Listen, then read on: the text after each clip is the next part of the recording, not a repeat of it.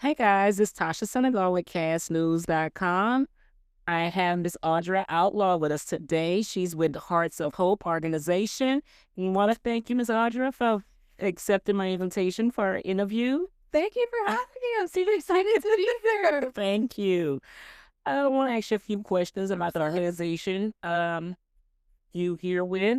Yeah, Um, can you give us a brief description of Hearts of Hope and the role you play with the organization? absolutely. So, Hearts of Hope provides education, advocacy, services for survivors of sexual violence, so sexual assault, uh, really any type of help that we can provide those survivors. Okay.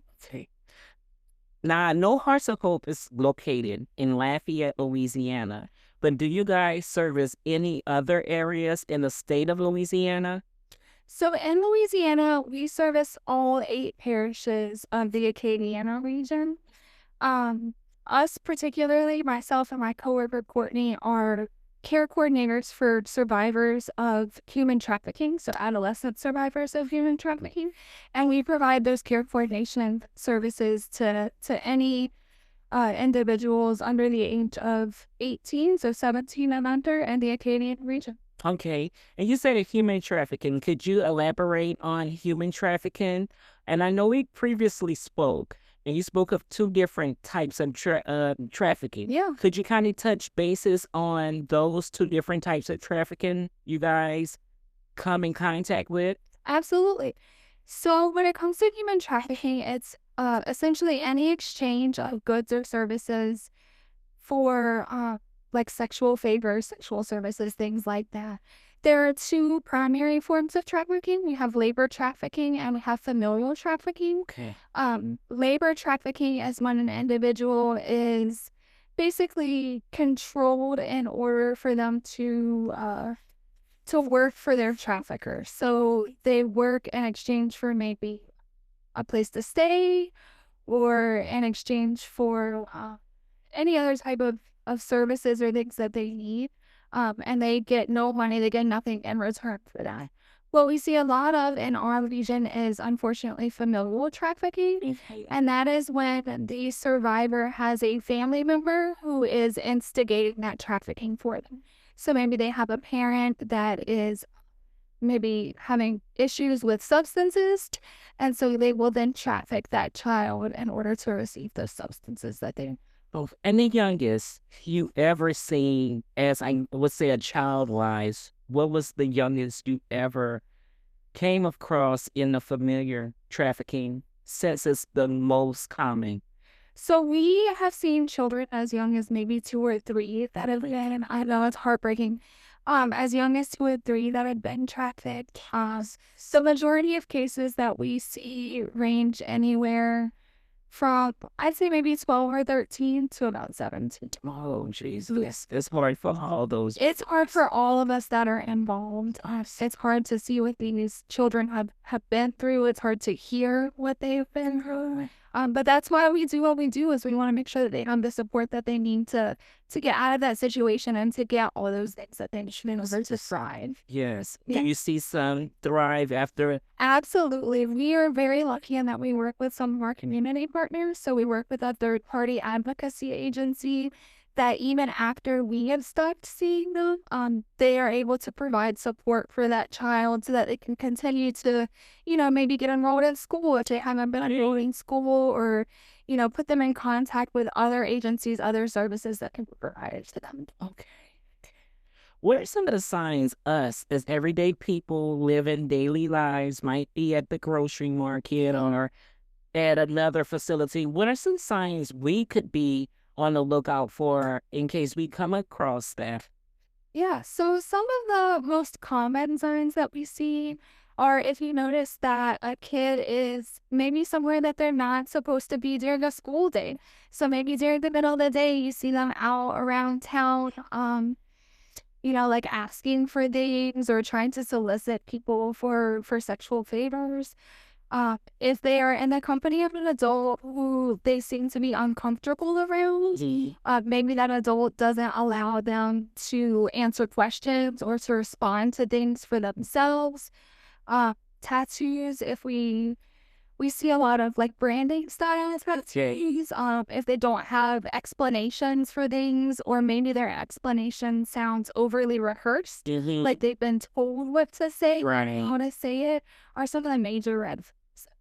You said branding tattoos. So are they're actually putting a branding mark on these babies? So it depends on the trafficker.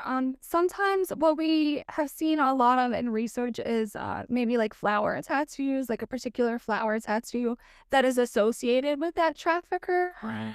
And so when I say branding, I don't necessarily mean like they have a name stamped across Right. their arm or anything. But it's something that the trafficker uses to essentially establish their territory. And for other traffickers to To know know that exactly. this child or adult belongs with a certain Me, correct. right. Oh my God. Yeah. It goes that far. It really does. They form a kind of like a trauma bond, almost like Stockholm syndrome, Right. to their trafficker, to where they truly believe that this is the best situation for them to be in. This is the best position for them. So they basically what they do is they take vulnerability Exactly. of this individual, whether it's a kid, an adult, and they use that against them. Exactly. We see a lot of individuals that get connected through online. So like chat rooms, like gaming apps, things like Right. that. And they target these vulnerabilities. Maybe the child has a rough home life. Maybe them and their parents are in disagreements frequently. And so they see those vulnerabilities and they target them, and they provide that child with something that maybe they're not getting at home, to the point where the child really and truly believes that this person is acting in their best interest. My God. It's heartbreaking. Oh my God. Let me ask you a question. What advice would you give to viewers that's listening to us? Maybe they've been trafficked and haven't come forward, or maybe they know someone that is missing at this moment and perhaps in that same situation and they just don't know who to reach out to. What kind of advice would you give them? I would definitely advise them to report that. DCFS has a hotline. You can call that hotline, and if you suspect any type of trafficking, you're going to select option 4, and that will kind of mainstream the process to make sure that it gets to us care coordinators across the state of Louisiana. We, as children's advocacy centers, we have multiple places all across Louisiana. And so if you call that DCFS hotline, select option 4, it will send that report to whichever children's advocacy center would be in charge of that region. Okay. And then we can get the process started with making sure that that child gets all of the services and resources that they need. Okay. Now, is Hearts of Hope in different location, or is it just in the Lafayette location? So our main office is in Lafayette, but we do have a satellite office in Opelousas. Okay. And then that way, if that is a little closer to you, we'll work with you to get, some services started up there. Okay.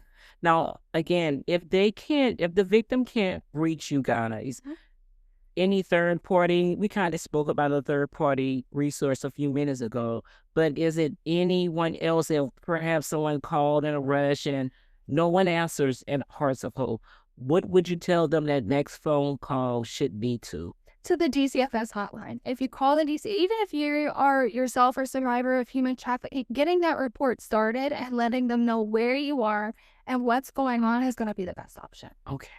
And anything for our viewers that we didn't touch in our questions, would you like to leave them with any type of information, any contact information, websites, etc., all that good stuff? Yeah, absolutely. So you can check us out at theheartsofhope.org. All of our information is there. If you have any questions, any concerns at all, give us a call and we'll do whatever we can to make sure that we address that.